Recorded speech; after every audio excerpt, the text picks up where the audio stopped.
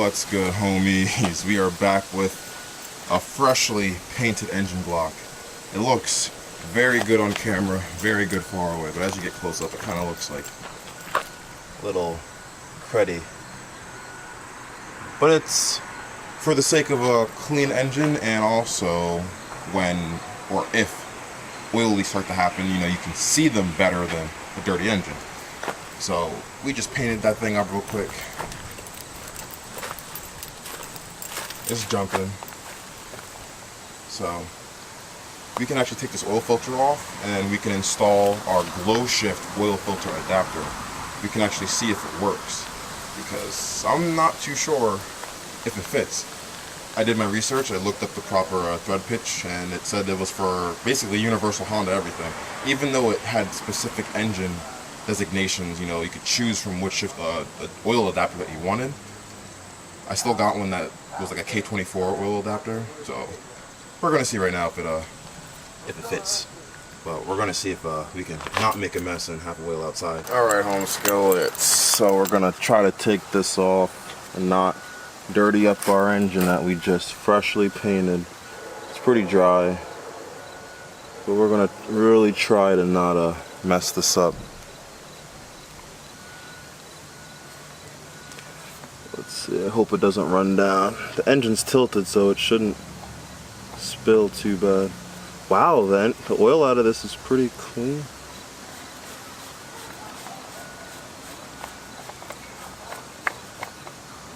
Cool. We were able to save it to an extent. It's pretty good. Cool. We're still good. And now we're going to take our glow shift oil filter adapter. Yes, sir. And see if it fits. This is for a K. What does it say? Well, it says M20 by 1.5. It's probably backwards on the camera, I don't know. It says M20 by 1.5. We're going to see if this is the correct part. Alright, now. So, I believe it goes this way. Oh man, we're going to pick that up.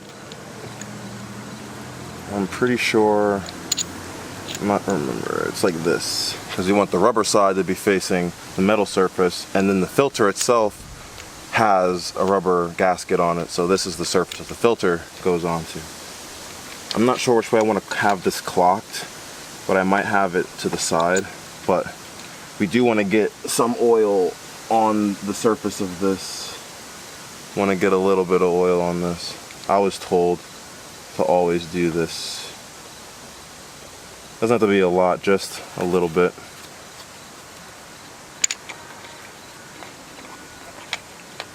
I'm gonna need a socket to. Oh wow, alright, so I'm gonna do it like this. I'm gonna have the glow shift up. This is the back of the engine, so most of the stuff can go. Transmission's on the left side over here. So I'm wondering if I should have it like this or like this. The glow shift's facing up, so that seems like the most appropriate place to put it. And now I have to find a socket to fit that. I don't know what size it is, but I'm pretty sure I can guess really well. It looks like a 21, 22. Let's go find that real quick. So we have a 27. It's like a 26, but we got a good enough bite to get it tightened pretty well. Alright, we're gonna loosen that a little bit and hold it so it doesn't move. I didn't think it was gonna move. Alright. I don't know, it might not need to be cranked, because you know, you only put an oil filter on so tight. But I still want this to be on pretty nice. Oh, so you know what I need to do? I need to loosen it. I need to clock it. So when I tighten it, it rotates to where I want it to be.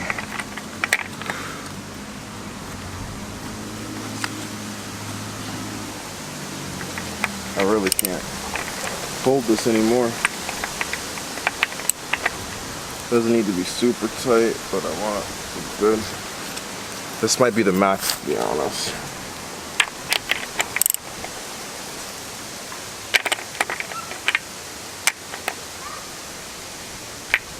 think that's the max. We're good, it's compressed, it shouldn't be up.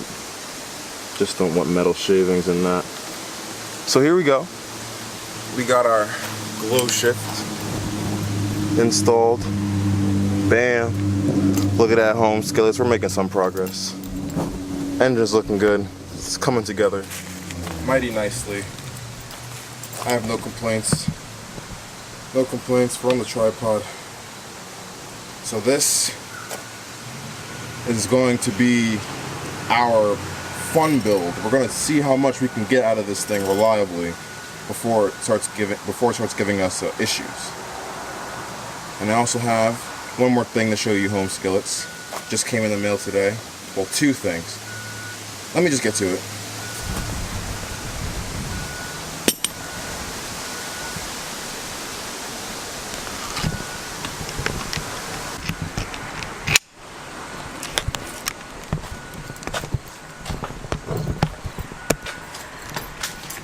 Alright, so back into the garage, we have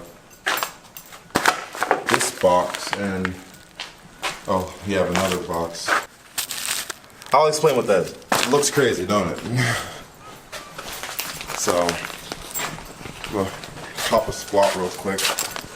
Briefly explain what we got going on here. So in this box we have our NPR. Oop, dang, the camera thing's in the frame. We got our NPR bearings, piston rings. So, yeah, that's really it.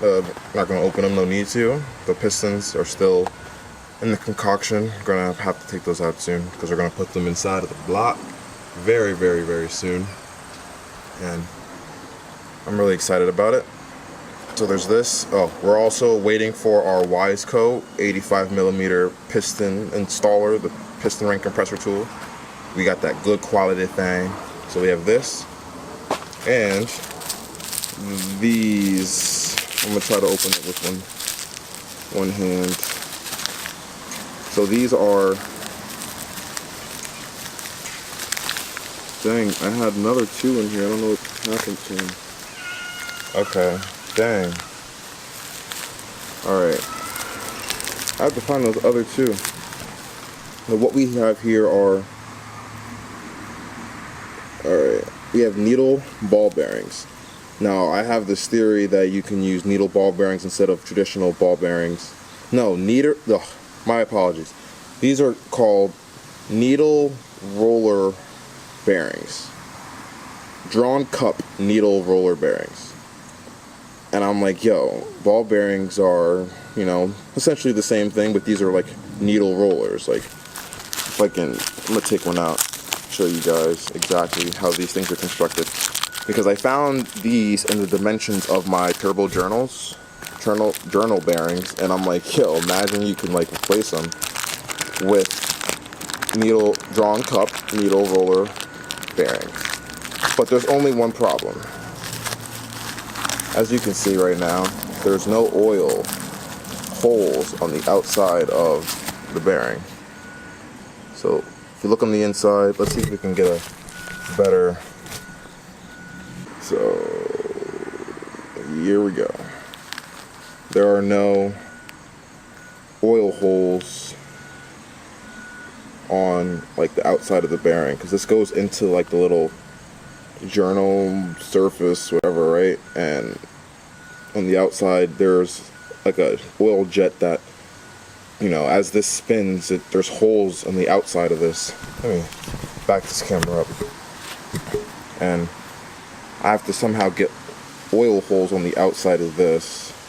Well, I don't even know if it fits yet, so I have to figure that out first. But if it does fit, my second challenge that I'm facing is getting oil into the center of these bearings. Ooh, I just dropped that one.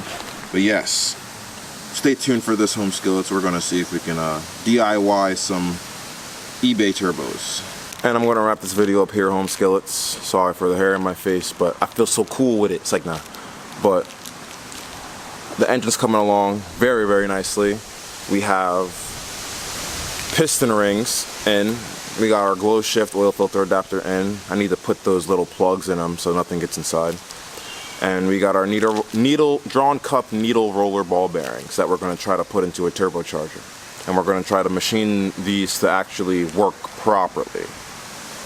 I feel like it's going to be a fail, but the only way to find out is to actually execute your idea, trial and error. So stay tuned, home skillets, for the next episode. We will be hopefully building the block, putting the pistons in, getting the oil pump, and actually buttoning up the bottom. We got to put like the oil sump and stuff on, but we got all those parts. You might need a new one actually, but peace out, home skillets. Stay tuned and have a nice day.